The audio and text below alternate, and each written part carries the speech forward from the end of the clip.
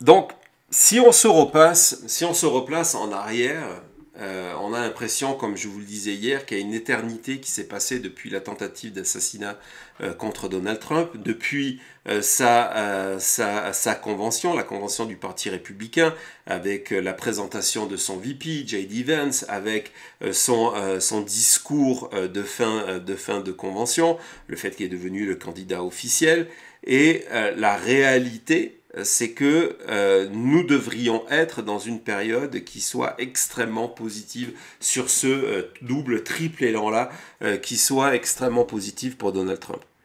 Et dans la réalité, on est dans le contraire depuis le retrait de la campagne de Joe Biden et l'entrée en campagne de Kamala Harris. Ce qui se passe autour de Kamala Harris, dans les premiers jours, c'était tout à fait normal, cette espèce de rebond, cet attrait de la nouveauté était à peu près normal. Ce qui commence à s'installer, aussi bien dans les dons financiers que dans le soutien, le nombre de volontaires, les sondages, ne l'est plus. On est en train de passer dans quelque chose, dans une dimension qui est complètement nouvelle, avec un calendrier, vous le savez, qui est extrêmement favorable jusqu'à la fin du mois d'août pour les démocrates. Donc ça, déjà, c'est nouveau. Mais ce qui est nouveau, parce que lorsqu'on suit Donald Trump depuis 2015, il n'y a jamais eu de période équivalente où on a le sentiment que sa campagne n'arrive pas à s'adapter à ces nouveaux défis. Que non seulement on a ce sentiment en regardant de l'intérieur, mais même lorsque on va dans les chambres d'écho du Parti républicain, que ce soit sur Fox News et les autres chaînes pro-Trump, mais surtout sur Truth Social, sur X ou sur d'autres sites pro-Trump, on se rend compte que cet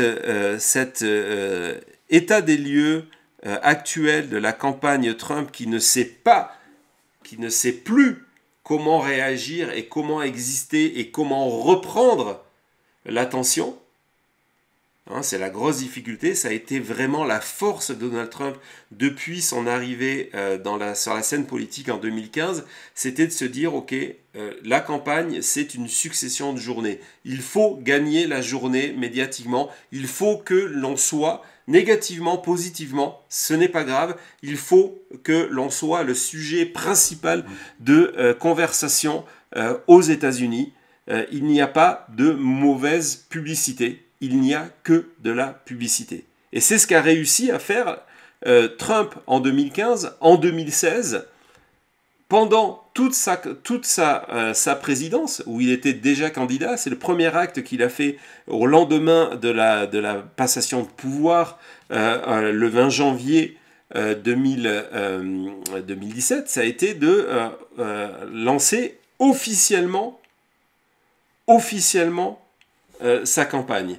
Et donc, il a réussi ça. En 2020, ce qui est venu dérégler tout cela, ça a été la crise liée à la Covid. Mais sinon, c'est ce qu'il a continué à faire malgré justement les procès, malgré les affaires, en disant non, c'est moi qui contrôle l'attention. Et depuis 10 jours, ce n'est plus le cas. Et donc, quand on se promène dans les groupes pro-Trump, on se rend compte qu'il y a cette panique.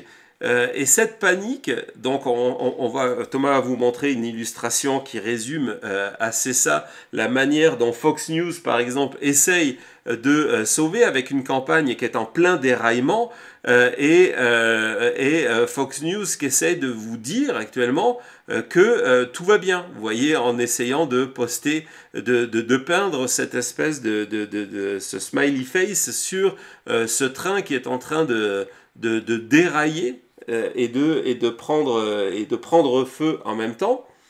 Mais je vais vous montrer un tweet hier qui a été publié par le directeur de la campagne de Donald Trump pour vous dire combien cette campagne est aujourd'hui déréglée. En gros, depuis quelques jours, on reproche on va voir le tweet, Thomas, du directeur de la campagne, on reproche à Chris Lachevita d'avoir perdu le contrôle de la campagne et de ne pas trouver rapidement une solution au problème Kamala Harris pour la définir, ce dont nous parlait Pierre tout à l'heure.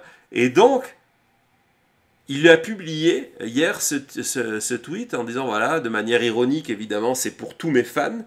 Et les commentaires sous ce tweet sont complètement fous parce que les commentaires, ce sont des supporters de Donald Trump qui sont en train de lui dire, mais qu'est-ce que vous foutez à la campagne? On est en train de se faire démolir par la candidate démocrate, par Kamala Harris.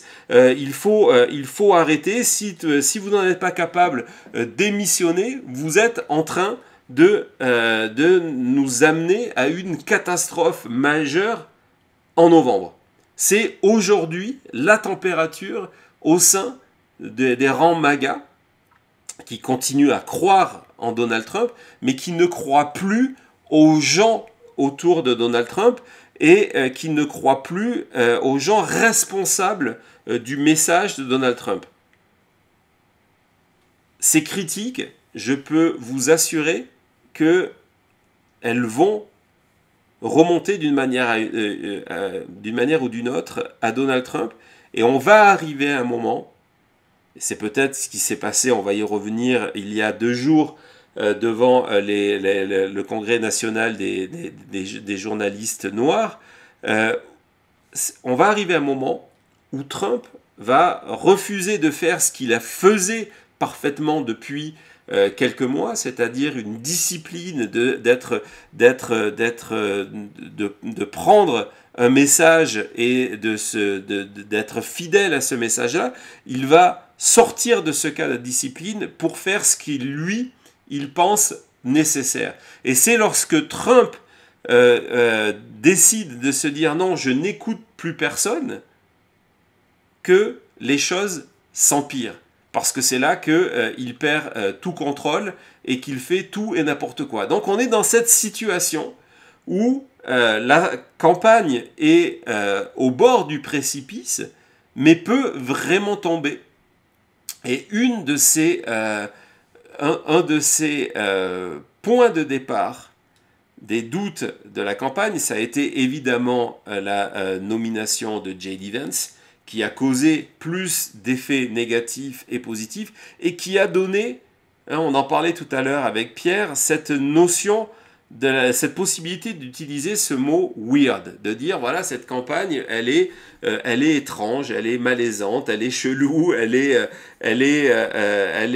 Donald Trump à travers, J.D. Vance, mais aussi Donald Trump le sont, ils sont weird, et c'est important.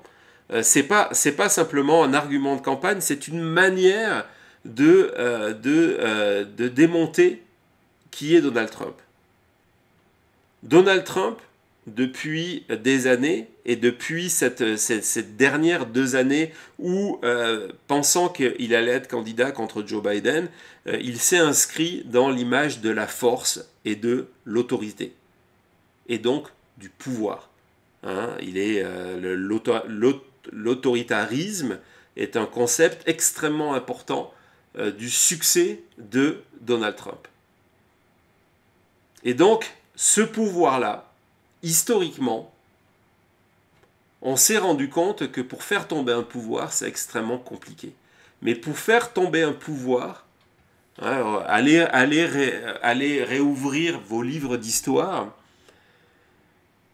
la moquerie a toujours été un instrument extrêmement efficace pour rendre faillibles des gens qui se voulaient infaillibles.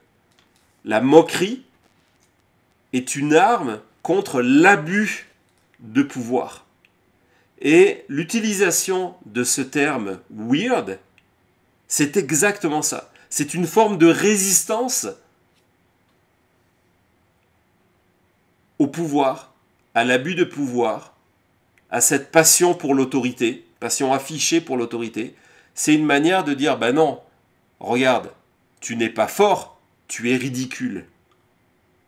Et on va voir tout de suite donc une vidéo de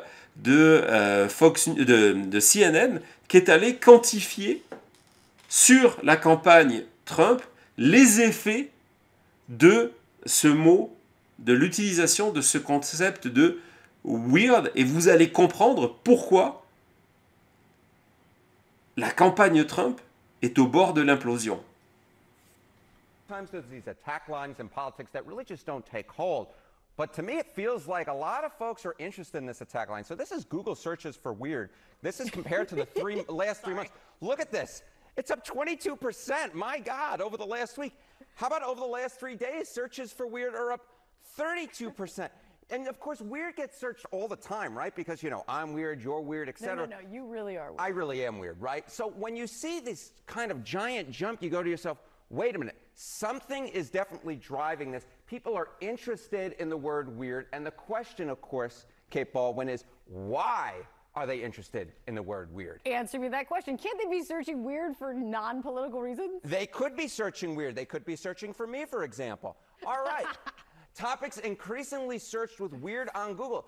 These are the things that are increasingly linked to searches with weird. Look at that. Tim Walz, who you mentioned, who started that tagline. How about Make America Great Again? How about the GOP? How about J.D. Vance? So the fact is you're seeing these increases in searches for the word weird, and then the topics that are increasingly searched with the word weird are all political, all of which are attack lines that I don't think Republicans like, but of course Tim Walz absolutely likes. It shows that it is penetrating the zeitgeist, and it actually shows that it's a rare political attack that people are looking up online. And the fact is, we're still talking about it. And Tim Walz started this line like what? How long ago? Days ago? Weeks ago? But here's the thing: there's no direct line yet to it's being said and it's pushing people to do X. Like it's being said and now less people are excited about Donald Trump and J.D. Vance. But what are they saying about? I mean, J.D. Vance is now in this. Right. So the original thing, you know, was the idea that J.D.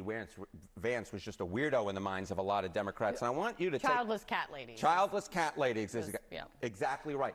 Take a look here. J.D. Vance's net favorable ratings. Look, he was already the least liked VP nominee coming out of convention. You see that AP Newark earlier this month, mid-July, -5 points. The ABC News Ipsos poll, -6 points. But look at this week. So we basically have this timeline where we're able to show in very recent polling data, look at J.D. Vance's net favorable rating in AP Newark, dropping by 8 points to -13 points. How about ABC News Ipsos, dropping to -15 points? So it seems that the attack lines against J.D. Vance are working. And one of those big attack lines, of course, is the idea that he is weird. And it's definitely being increasingly searched with his name and obviously other things associated with Republicans and the effect. But stay here. Stay here for 1 second. You want to go back to this? No. Stay where you are. Stay where you are. Stay here. Mid-July, a lot of people didn't know J.D. Vance. Correct.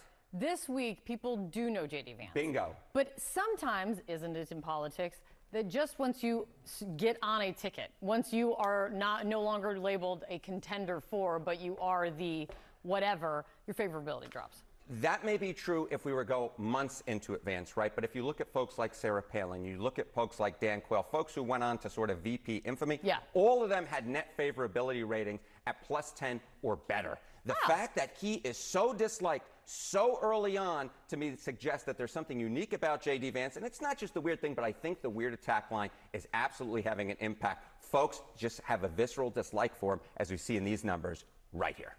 I finally learned something from you, Harry. Thank you. Finally. I would have thought through all these weeks, years, months. Nope. No, just weird. Definitely not. Donc voilà, l'effet d'un mot, l'effet d'un concept, weird. Donc on vous le montre, Harry Enten sur CNN vous l'a montré en vous expliquant que c'est un mot qui est désormais plus recherché sur Google qu'il était il y a quelques semaines et qu'il est recherché dans le cadre de questions liées à J.D. Vance, à MAGA, au parti républicain. On le voit aussi dans les sondages, avec cette cote négative de plus en plus importante de J.D. Vance, jusqu'au moment où elle va entraîner Donald Trump dans sa chute. Et quand on voit tout ça, et quand on voit que la campagne n'arrive pas à freiner la chute de J.D. Vance, qui est désormais détesté par une majorité d'Américains qui ne le connaissaient pas il y a 3 semaines. Donc ça va devenir un véritable problème. Et l'option qu'on évoquait hier avec Jean-Marc de se dire, bon, peut-être que Donald Trump va virer J.D. Vance. Chaque jour, je ne dis pas que ça va se passer, mais chaque jour, elle prend plus de poids. Et aujourd'hui, il y a une autre manière de mesurer l'impact de ce concept sur la campagne Trump.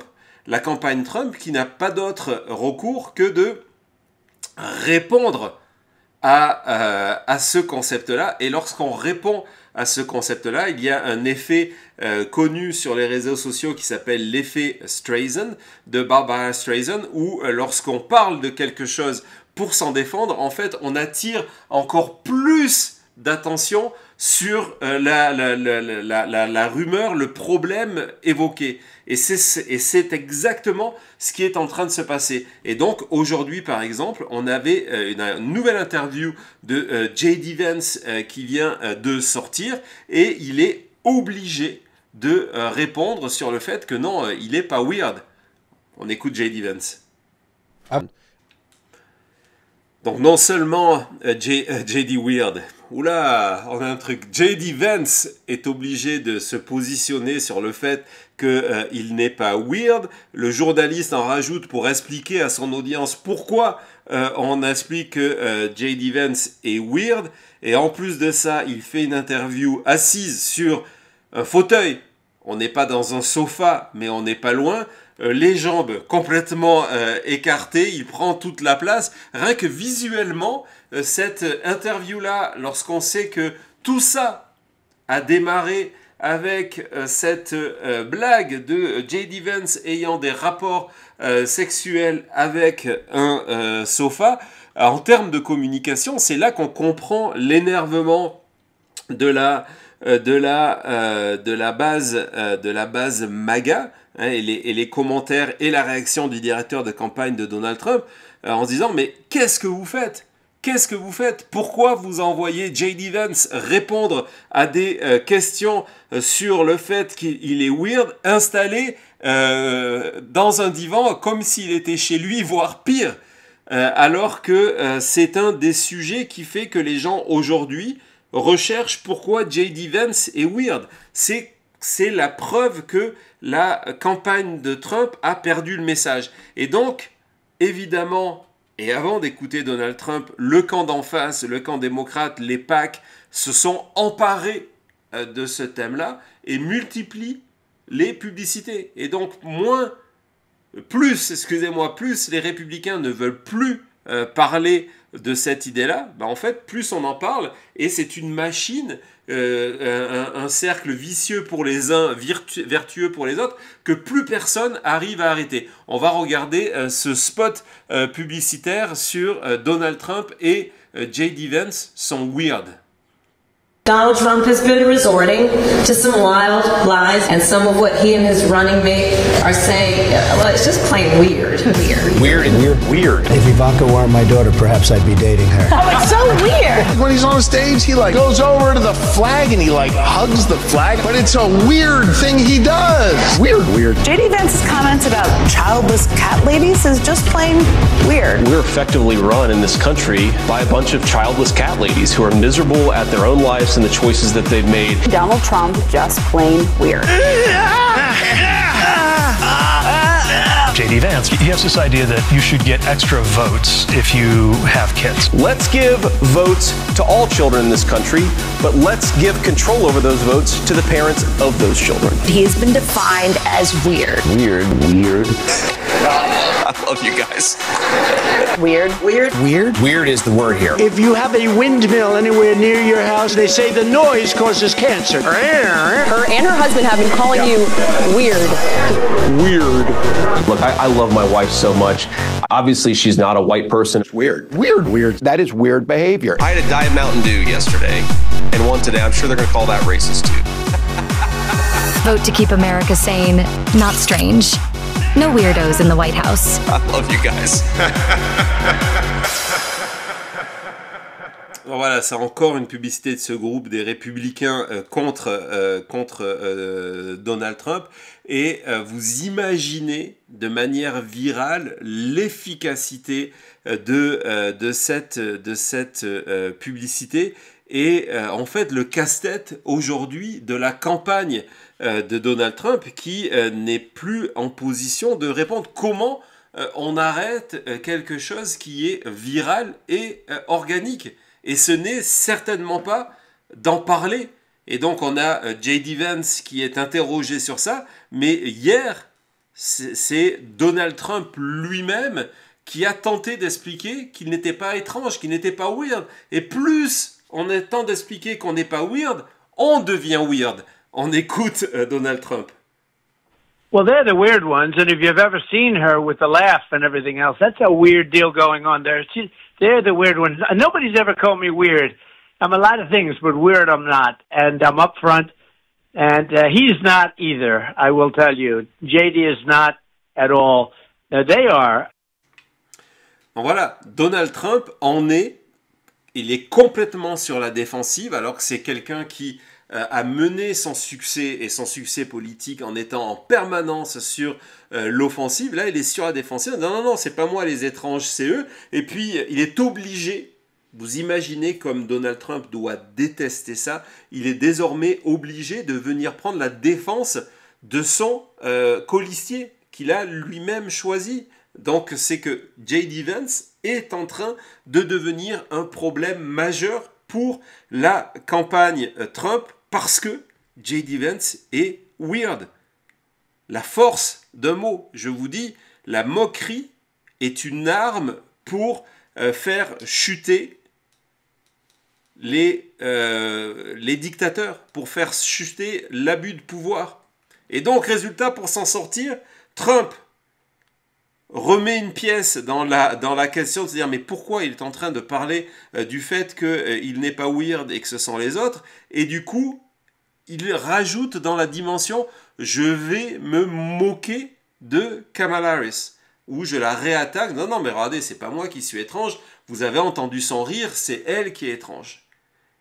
Et c'est un nouveau piège, parce que à chaque fois que Donald Trump essaye de se sortir de cette définition de il est weird, son colistier est weird, le mouvement MAGA est weird, il attaque Kamala Harris sur des sujets qui résonnent très mal avec l'opinion américaine, et entre autres l'électorat féminin. Et donc dans cette campagne qui est en train de imploser, il y a des moments complètement fous, comme hier ou ce matin, je ne m'en souviens plus, Peter Navarro, ancien conseiller Donald Trump, qui vient de passer 4 mois en prison, 4 mois en prison pour Donald Trump, qui désormais a pris le relais de Steve Bannon, qui est en prison maintenant pour Donald Trump.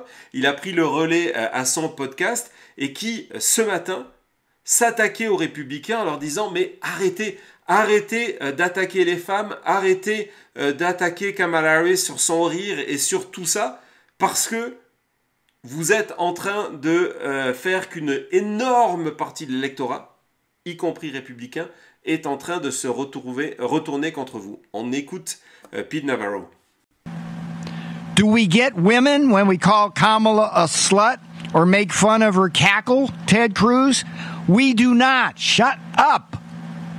That gets us nowhere. Women, when they hear that crap, are resentful, particularly of old white men pulling that crap. Shut up. C'est vraiment un moment essentiel de cette campagne où dans les prochains jours, tout peut se jouer. Je vous rappelle, les élections débutent dans certains États dans 35 jours. Et là, le Parti républicain, la campagne Donald Trump n'a pas trouvé encore une manière de répondre à l'arrivée de Kamala Harris, mais en plus de ça, est en train de se diviser, ce qui est jamais bon signe, sur la meilleure réponse à apporter, de se mettre une partie de l'électorat à dos parce que ils se sont fait piéger par un concept, ce concept d'être weird, bizarre, étrange. Ce sont des weirdos. Et hier, il y a eu ce moment de pure vérité, pure beauté, chez Jesse Waters, qui est un supporter de Trump, qui est en Access Prime Time chez Fox News, donc vers les 19h, qui depuis des jours a tout essayé pour essayer de démontrer que Donald Trump n'était pas weird, que J.D. Vance n'était pas weird. Il a même fait une interview avec Donald Trump et avec J.C. Vance. Depuis quelques jours, il y a tous les 2 jours une interview de Donald Trump sur Fox News. Un à un, les journalistes de Fox News ont Donald Trump comme invité. On essaye vraiment d'éteindre l'incendie. Et donc hier, de manière assez désespérée, Jesse Waters a trouvé la solution à ce qui se passe, du moins a constaté ce qui était en train de se passer. On écoute Jesse Waters. This should not even be close, but it is because we are so corrupt and stupid as a country. Donc voilà, pour Jesse Waters et Fox News, la réalité c'est que en fait c'est le pays qui est complètement stupide et corrompu, et c'est pour ça qu'il se tourne aujourd'hui vers Kamala Harris. Donc dans la réalité, comme on le disait tout à l'heure et comme on le disait hier avec Jean-Marc Léger, il reste peu d'occasions à Donald Trump d'essayer de retourner tout cela en sa faveur. Il y a évidemment ces options de débat. Alors justement, ce matin, il était sur Fox News et je pense que Donald Trump est terrifié par l'idée de devoir faire un débat face à Kamala Harris, et il continue à chercher des excuses pour ne pas le faire. On écoute ce matin Donald Trump sur Fox News. Do you regret doing the debate when you did the debate? It gave the Democrats an opportunity to swap him out and put her in. Such an early debate. They wanted a debate. If I didn't do the debate, they'd say, oh, Trump's, not doing the debate. That's the same thing they'll say now. I mean, right now I say, why should I do a debate? I'm leading in the polls. And everybody knows her, everybody knows me. Voilà, on est toujours en train, du côté de Trump, d'essayer de trouver des portes de sortie en expliquant pourquoi je dois faire ce débat, j'en ai pas besoin, je suis en avance dans les sondages. Il ne l'est plus. Thomas vous a montré tout à l'heure la moyenne faite par 538. Il a désormais en moyenne 1,5 point de retard. On s'approche de la sortie des marges d'erreur. On s'approche des moments où Trump perd de manière certaine au niveau de l'élection générale et commence à être menacé au niveau des grands électeurs. Donc il n'est plus en avance dans les sondages. Il dit les gens me connaissent, et justement aujourd'hui les gens le connaissent en le définissant comme weird. La réalité c'est que aujourd'hui c'est plus Donald Trump qui a besoin de ce débat-là que Kamala Harris. Et ce qui est amusant, c'est que et c'est vraiment un changement d'état d'esprit chez les démocrates, c'est cette volonté d'être à l'offensive, d'attaquer Donald Trump immédiatement sur ses faiblesses, en se moquant de lui, parce que la moquerie est efficace. Et donc il y a eu dans la foulée ce communiqué de presse complètement fou de la campagne Harris, en expliquant que Donald Trump continue à avoir trop peur de débattre, donc on est en train de le traiter de lâche, et d'ailleurs les mots qui sont utilisés vont dans ce sens-là, en disant que Donald Trump needs to man up, donc ça veut dire Donald Trump a besoin de faire preuve de courage, mais en attaquant quasiment sa virilité. Donc c'est vraiment une suite de provocations contre Donald Trump. Il sera là Kamala Harris a dit qu'elle sera là le 10 septembre, qu'il vienne ou qu'il ne vienne pas, elle sera présente pour le débat. La campagne Trump est vraiment dans la difficulté. D'ailleurs, je ne sais pas, Thomas, si on avait une vidéo sur justement les démocrates qui étaient à l'offensive, c'était peut-être dans l'autre dossier, qui est vraiment un changement majeur. Non, j'ai dû oublier de... non, voilà, si justement...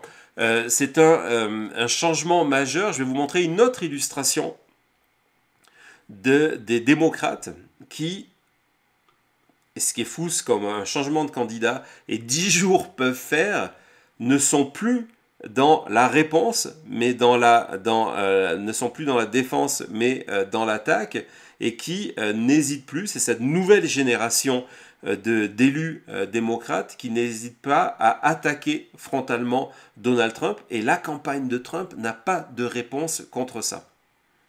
And as someone who is known as being a fighter, I think that they love that she is pushing back, and she's pushing back hard, because for so long people kept trying to say the Democrats were weak. But right now, the only person that looks weak is Trump. He doesn't have an answer for the vice president, and all he wants to do is talk about her behind her back. But as she stated in Atlanta this week, if he's got something to say it to her face. And, well, we'll just see if he absolutely decides that he's still going to skip out on that debate, or if he's actually going to, you know, join her on stage. Yeah. Voilà, si vous êtes un spectateur de la chute, ou si vous suivez la politique américaine depuis un petit moment maintenant, nous sommes vraiment à un tournant. C'est complètement inédit, c'est complètement nouveau de voir les démocrates attaquer Donald Trump sur le fait qu'il est faible, il est âgé. Il y a une nouvelle publicité qui vient de sortir, le Lincoln Project, sur l'âge de Donald Trump. Donc il est faible, il est âgé, c'est un peureux et c'est un weirdo. Donc voilà, et c'est pour ça qu'aujourd'hui, sans réponse, la campagne Trump est à un moment critique de cette élection. Si la campagne Trump ne réussit pas à trouver une solution en commençant par le problème du boulet J.D. Vance, s'ils n'arrivent pas à trouver une solution qui fait qu'aujourd'hui Donald Trump est moqué par tous, et que la seule réponse à la moquerie, c'est de s'attaquer à certaines parties de la population qui vont aller voter, en novembre prochain, ce n'est pas une défaite que Donald Trump va avoir, c'est une fessée. Voilà, on se retrouve tout de suite après une petite pause.